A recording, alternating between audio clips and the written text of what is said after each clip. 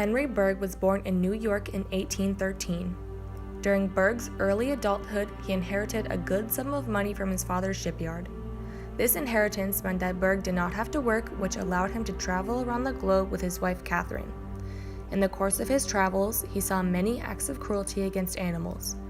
Bergh made a lot of connections with people during his travels and was a wealthy, respected man in his time. His friend William Seward was a member of Abraham Lincoln's cabinet and helped Bergh get appointed acting vice consul in Russia by the president in 1862. During the 1860s, animals were used mainly for entertainment and work purposes. Events such as animal fighting, though they weren't new, were very popular after the Civil War ended because it was cheap entertainment. In order to increase profit margins, horses were not given breaks or a sufficient amount of water, and carts were intentionally overloaded to reduce the number of horses a business had to maintain. These are just two examples of animals being exploited and overworked. During Bergh's time in Russia between 1862 and 1864, he witnessed many acts of cruelty against cart horses, and he once stopped a carriage driver from beating his fallen horse. Witnessing these events sparked his urge to help animals. Bergh resigned from his duties as acting vice consul in Russia in 1864 because Bergh disliked the living conditions. 3 months after returning to America, Bergh and his wife took a trip to Europe. While the couple was in Spain, Bergh attended a bullfight and was disgusted by the way the bulls were being slaughtered. From Spain, Bergh and his wife traveled to Britain to meet with an old friend. While there, he met with the president and secretary of the Royal Society for the Prevention of Cruelty to Animals, or ASPCA.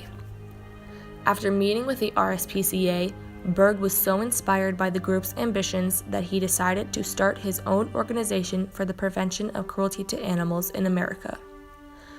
Upon returning to New York in January 1866, Bergh drafted the Declaration of the Rights of Animals. Henry Bergh scheduled a meeting with the New York State Legislature on February 8, 1866. At this meeting at Clinton Hall, he made his case on behalf of the, quote, mute servants of mankind, unquote. Bergh argued that animal rights was an issue that, quote, crossed party lines and class boundaries, unquote. After Bergh's presentation, dignitaries who agreed with him signed his Declaration of the Rights of Animals. His detailed narration of the barbarity that animals have suffered persuaded the New York State Legislature to pass a charter, including the American Society for the Prevention of Cruelty to Animals, making them an official organization on April 10, 1866. Bergh's new role as president of the society came with many conflicts. He often received death threats, was publicly ridiculed, and was given the nickname the Great Meddler. Bergh was a very hands-on president, and he often intervened when he witnessed acts of animal cruelty, which on occasion led to being physically attacked himself. Only 9 days after the ASPCA became an official organization, Bergh pressured the legislature to pass the first anti-cruelty law in the United States, which prohibited overworking animals, depriving them of necessary sustenance, and inflicting suffering. This law gave the ASPCA the authority needed to make arrests and fine animal abusers, which created conflict between members of the society and people who benefited from animal abuse. At first, they focused on helping horses and livestock. Starting in 1867, they operated the nation's first ambulance for horses injured through abuse or accidents. Following the success of their first years as an organization, they branched out to focus on other animals like cats and dogs. Bergh fought relentlessly to end dog and cockfighting. Although it was illegal, the New York Police Department wasn't motivated to enforce it, so Bergh worked with them to make several arrests of frequent dog fighters. The ASPCA was making great strides in the fight for animal justice by raiding animal fights, regularly trying to end vivisection, inspecting slaughterhouses, fighting companies that exploited animals, amongst other things. By the end of the 1870s, Bergh and the ASPCA had inspired 25 states to pass their own anti-cruelty laws.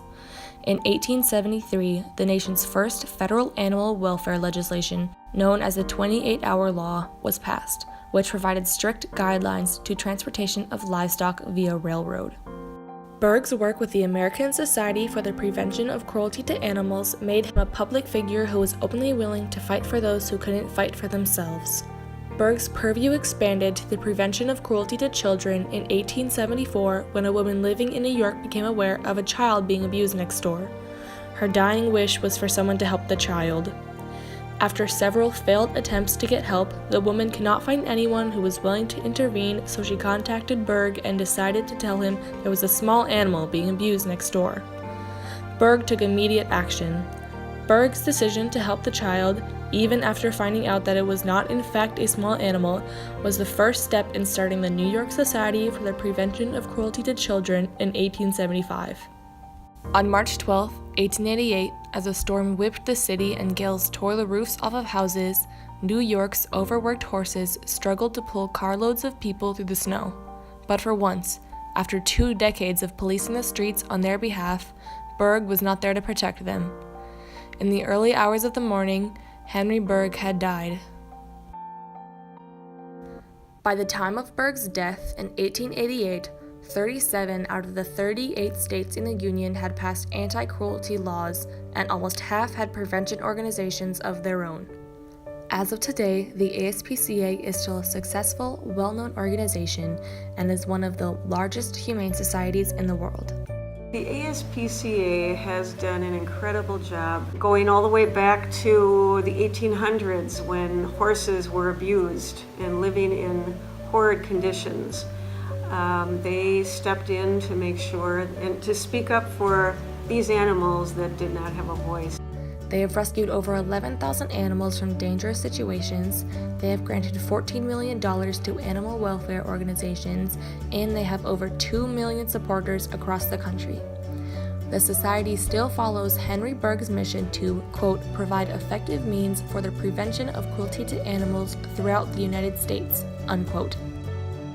The ASPCA has become a, quote, common presence in the face of natural disasters, puppy mill busts, dog fighting raids, and other forms of cruelty intervention, unquote.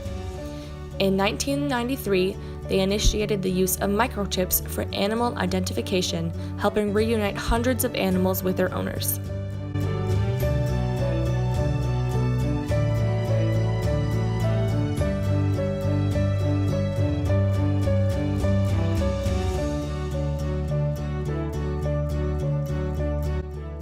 In 2013, they partnered with the New York Police Department, after which animal cruelty arrests increased by over 200%.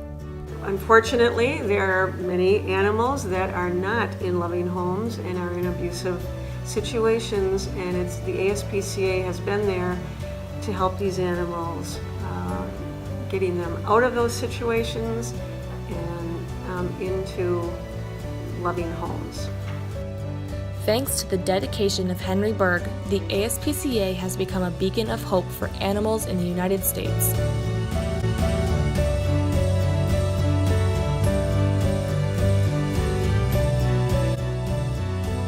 Berg's hard work and determination has paid off in the form of a successful, long-lasting organization dedicated to the prevention of cruelty to animals.